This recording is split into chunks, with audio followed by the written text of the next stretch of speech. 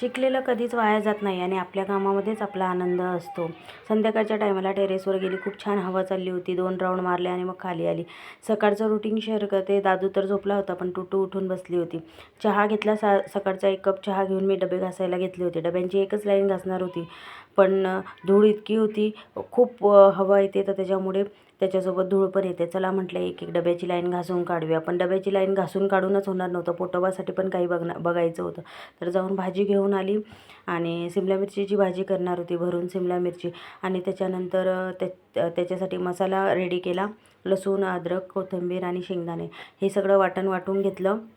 Energy येण्यासाठी आपल्याला पण मध्ये मध्ये काही खावं लागतं. त्याच्यामध्ये लहान मुलांचं फ्रीजमध्ये काय असतं काय माहिती, सारखं फ्रीज उघडून बघायचं असतं. आणि वाटून घेतल्यानंतर त्याच्यामध्ये बेसिक मसाले ॲड केले. त्याच्यानंतर सिमला मिरचीमध्ये भरून घेतले आणि 5 मिनटं सिमला मिरची तेलामध्ये ना परतून घेतली. थोडी शिजायला आली ना, मग त्याच्यामध्ये आपला उरलेला मसाला टाकायचा. ग्रेव्ही पाहिजे असेल तर थोडं पाणी टाकून शिजू द्यायची. छान 5-10 मिनटामध्ये भाजी शिजून तयार होते. त्याच्यानंतर दादूचं मध्ये मध्ये काय चालू होतं काय माहिती, की माझ्या हाताला काय झालं आहे बघ, बोटाला काय झालं आहे बघ, ते पण बघावं लागतं. कारण की लहान मुलं कुणाला सांगणार ना, घरामध्ये आपण असलं की आपल्याच मध्ये मध्ये काय ना काय करत असतात. तर पीठ मळून घेतल्या, चपात्या केल्या आणि छान असा दिवस संपला. भेटू नेक्स्ट ब्लॉगमध्ये.